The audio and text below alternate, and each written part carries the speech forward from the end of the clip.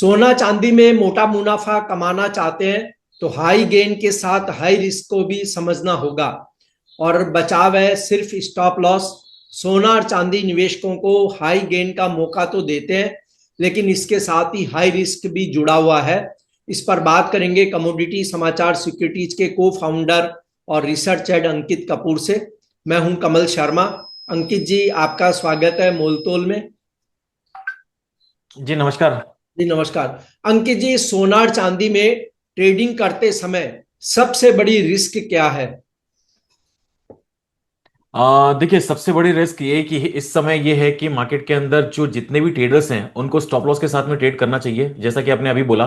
क्योंकि मार्केट काफी वोलेटाइल हो चुका है। आज की तारीख में 1000 पॉइंट 2000 पॉइंट के अंदर मूवमेंट काफी हो गए हैं। और थोड़ा सा न्यूज ड्रिवन बहुत ज्यादा होना जरूरी है, क्योंकि बहुत सारे ट्रेडर्स हैं जो न्यूज के ऊपर इंपैक्ट नहीं रख रहे हैं। अभी भी मेरे पास बहुत सारे ट्रेडर्स आते हैं जो 1,03,000 98,000 के आसपास गोल्ड शॉर्ट करके बैठे हुए हैं, और इसके बाद बिना स्टॉप लॉस के ट्रेड कर रहे हैं। आज 1,09,000 का इसने हाई लगा दिया है। तो इस ओवरऑल अगर सिनेरियो देखा जाए तो यहाँ पे रिस्क जो सबसे बड़ी है जो ट्रेडर्स के लिए, वो यही है कि वो बिना स्टॉप लॉस के ट्रेड कर रहे हैं। बाकी फिजिकल मार्केट के अंदर देखिए, जो बाय करके चल रहे हैं लगातार, उनकी फिजिकल के अंदर डिमांड क्रिएट है, उनके लिए कोई प्रॉब्लम वाली स्थिति नहीं है। जी। अंकित जी, आपने बिल्कुल सही कहा कि जब देखिए चांदी और सोना दोनों अपने हाई प्राइस पे चल रहे हैं तो ऐसे में रिस्क बहुत ज्यादा ही बढ़ जाती है। तो एक ये बताइए कि ट्रेडर जो है सही स्टॉप लॉस कैसे तय करें? टेक्निकल लेवल से या पोजीशन साइज से? देखिए, मार्केट में जो पोजीशन है वो टेक्निकल चार्ट ही बताते हैं। मार्केट में जो ट्रेंड है वो हम नहीं डिसाइड कर सकते। तो वो मार्केट ही डिसाइड करता है कि इसका एक्चुअल स्टॉप लॉस क्या होना चाहिए। बहुत सारे लोग हैं जो बोलते हैं कि मार्केट के अंदर हमारी जो साइज है, जैसा कि आपने अभी बोला कि साइज किस तरह की होनी चाहिए, मार्केट में स्टॉप लॉस के हिसाब से साइज होनी चाहिए। अगर कोई छोटा स्टॉप लॉस है, आपको बिल्कुल बॉटम पे अगर कोई चीज मिल रही है, तो वहां पे आप क्वांटिटी के साथ में बाय कर सकते हैं, लेकिन रिस्क आपकी कितनी है वो मार्केट डिसाइड करता है। एज पर टेक्निकल्स अगर बात करें, तो अगर चार्ट बोल रहा है कि इस समय स्टॉप लॉस 2% का है, और 2% अगर गोल्ड की बात करें तो 2000 पॉइंट होता है। तो जब ये 50,000 रुपए गोल्ड था, और जब वो कोई एक लॉट में ट्रेड करता है, और आज की तारीख में 1 लाख रुपए का गोल्ड हो गया है, तो मुझे लगता है कि उसको 5 लॉट मिनी में ट्रेड करेंगे तो ज्यादा बेटर रहेगा। क्योंकि रिस्क कहीं ना कहीं वहां पे बढ़ती हुई नजर आ रही है। रिस्क को कभी भी हम क्वांटिफाई इसमें नहीं कर सकते कि हम बड़ी क्वांटिटी ले रहे हैं या छोटी क्वांटिटी ले रहे हैं। क्वांटिटी हमको मार्केट के हिसाब से लेनी है। अगर स्टॉप लॉस हमारा बड़ा है, अपने कैपिटल का 1% से ज्यादा का रिस्क नहीं जी। लेना चाहिए। अ, तो अंकित जी, क्या सोना चांदी अभी भी सेफ हेवन इन्वेस्टमेंट कहे जा सकते हैं ऐसे में? जी बिल्कुल, गोल्ड लगातार इसके अंदर तेजी चल रही है, और 1,09,000 के आसपास गोल्ड आ चुका है। और सिल्वर की अगर बात करें तो 1,26,000 के आसपास चल रहा है। और काफी जल्दी इसने तेजी देखी है। 98,000 से 1,09,000 का लेवल हमें मुश्किल से 15 से 20 दिन लगे हैं इस लेवल को आने में। कुछ इसके रीजंस हैं जिसके कारण गोल्ड के अंदर तेजी देखने को मिली है। सबसे पहला रीजन ये है कि गोल्ड के अंदर ईटीएफ की डिमांड बहुत ज्यादा बढ़ी है, वो भी गोल्ड बैक्ड। अगर मैं बात करूं तो अगस्त महीने में ईटीएफ की कम से कम जो डिमांड है वो 5.5 बिलियन डॉलर की बढ़ी है। वहीं अगर नॉर्थ अमेरिका की बात करें तो सबसे ज्यादा नॉर्थ अमेरिका में 4.1 बिलियन डॉलर की बाइंग करी है। तो ये जो बाइंग आ रही है यूरोप की तरफ से, नॉर्थ अमेरिका की तरफ से, इंडिया की तरफ से, ये सबसे ज्यादा इस समय गोल्ड को मतलब खींच रही है। और एक चीज इसके अंदर इंपॉर्टेंट और है कि ग्लोबल मार्केट में इस समय सेंट्रल बैंक्स की लगातार बाइंग चल रही है। चाइना ने भी 2 टन की बाइंग पिछले महीने करी है। लेकिन ये जितनी भी बाइंग चल रही है, स्लो डाउन जरूर हुई है बाइंग, लेकिन खत्म नहीं हुई है और कम नहीं हुई है। तो लगातार बाइंग चल रही है। जो गोल्ड इस समय देखा जाए चाइना के पास में 2300 टन के आसपास हो चुका है। एक चीज और निकल के आ रही है कि इंडिया में अगर बात करें तो 28,000 से 30,000 टन के आसपास गोल्ड इंडिया में ऑफिशियली अनऑफिशियली मिला के हो सकता है। वहीं अगर चाइना की बात करें तो 31,000 से 32,000 के आसपास गोल्ड हो सकता है।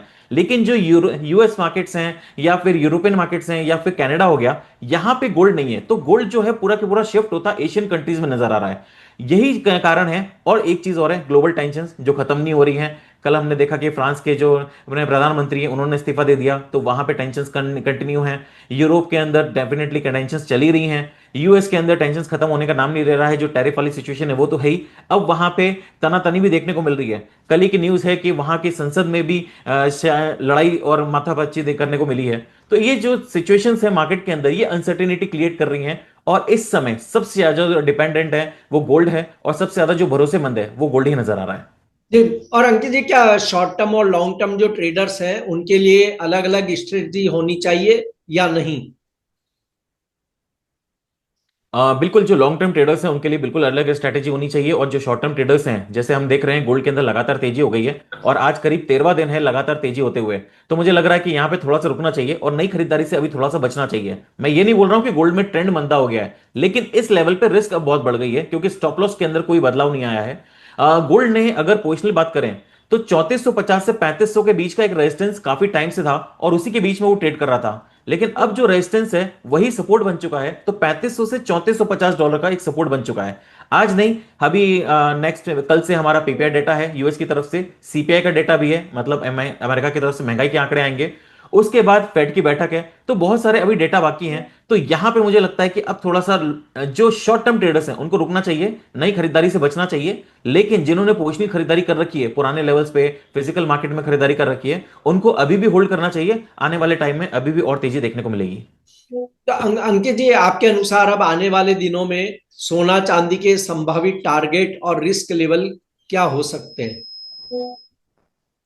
मैं अगर टारगेट बात करूं तो इसने बहुत अच्छा ब्रेकआउट दिया है $3500 के ऊपर, और इसके अंदर ट्रेंड कंटिन्यू रहने वाला है। मुझे एक डिप की आशंका है कि करेक्शन आना चाहिए, तो आने वाले टाइम में हो सकता है कि अगले 10 से 12 दिन के अंदर मुझे $3500 से $3480 के बीच में मिल सकता है। अगर वहां से मिलेगा तो मैं वापस से पोजिशनल खरीदारी करूंगा और आने वाले टाइम में $3780 तक के टारगेट देखने को मिलेंगे। क्योंकि अगर देखा जाए तो पिछले 3-4 महीने का जो कंसोलिडेशन था $3500 से $3200 के बीच में, उसको काफी अच्छा वॉल्यूम के साथ में ब्रेक करा है और जियो पॉलिटिकल टेंशन कंटिन्यू है, तो ये रैली कंटिन्यू रहने वाली है। और शॉर्ट टर्म की अगर मैं बात करूं तो $3780, और मैं अगर 12 से 15 महीने की बात करूं तो मुझे लगता है कि इसके अंदर कहीं ना कहीं $4300 तक के टारगेट देखने को मिलेंगे। जी, लेकिन आप अगर भारतीय रुपए में बताएं तो यहाँ के ट्रेडर्स को ज्यादा समझने में इजी होगा। तो सोना और चांदी दोनों के अलग अलग आप भारतीय रुपए के संदर्भ में टारगेट और रिस्क लेवल बता दीजिए। भारतीय लेवल की अगर मैं बात करूं तो यहां पे मुझे कोई भी अगर गिरावट मिलती है तो 1,05,000 के आसपास पोजिशनल खरीदारी करी जा सकती है।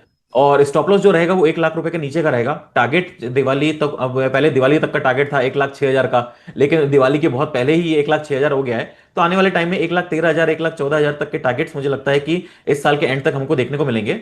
ओवरऑल सिनेरियो पॉजिटिव ही है, इसमें कोई दो राय नहीं है। तो मुझे लगता है कि शॉर्ट टर्म ट्रेडर्स को अभी भी यहाँ पे लेकिन बच के चलना चाहिए। कोई गिरावट आएगी तो खरीदारी करके चलेंगे। एंड शॉर्ट टर्म यार मैं बात करूं, 1,09,500 का रेजिस्टेंस है, उसके ऊपर चलता है तो 1,10,300 से 1,11,000 तक के टारगेट्स देखने को मिल सकते हैं। ओवरऑल सिनेरियो ये है कि बहुत टाइम से इसके अंदर तेजी चल रही है। थोड़ा सा यहाँ पे जो रिस्की ट्रेडर्स हैं उनको अवॉइड करना चाहिए। जो रिस्क ले सकते हैं अभी वही केवल ट्रेडर्स यहाँ पे बाइंग करें, नहीं तो बाकी ट्रेडर्स थोड़ा सा गिरावट का वेट करें, उसके बाद खरीदारी करना बेहतर रहेगा। सिल्वर के क्या आप देंगे सपोर्ट और रेसिस्टेंस लेवल नियर टर्म के लिए? सिल्वर की अगर बात करें तो सिल्वर के अंदर लगातार तेजी चल रही है। शॉर्ट टर्म में अगर मैं बात करूं तो $40 का एक मेजर सपोर्ट बन चुका है। और मुझे भारतीय लग रहा रुपए है में कि बताइए प्लीज आप ये। भारतीय रुपए में बताएं तो 1,22,000 का काफी एक सपोर्ट बन चुका है, और ऊपर में रेजिस्टेंस जो है 1,26,500 का है। अगर 1,26,500 के ऊपर चलता है तो 1,29,000 से 1,30,000 तक के लेवल्स हमको देखने को मिल सकते हैं। तो कोई भी अगर गिरावट मिलती है 1,24,000, 1,24,500 के आसपास, तो खरीदारी करके चलें। 1,22,000 का स्टॉप लॉस रहेगा। जी, आपका कोई डिस्क्लेमर अंकित जी? जी, मार्केट में मेरी कोई भी पोजीशन नहीं है। जो भी मैंने बात करी है सारी की सारी अनबाइज्ड है। बिना स्टॉप लॉस के प्लीज ट्रेड मत करिए और अपने एडवाइजर की जरूर सलाह लीजिए। जी, दर्शकों से अनुरोध है कि वे भी कमेंट्स में लिखें कि वे गोल्ड और सिल्वर के लिए रिस्क और गेन दोनों क्या समझते हैं। और मिलते हैं कमोडिटी बाजार के अगले इंटरव्यू में। तब तक के लिए स्टे प्रॉफिटेबल विद मोलतोल। धन्यवाद अंकित जी, आपका शुक्रिया। जी, नमस्कार।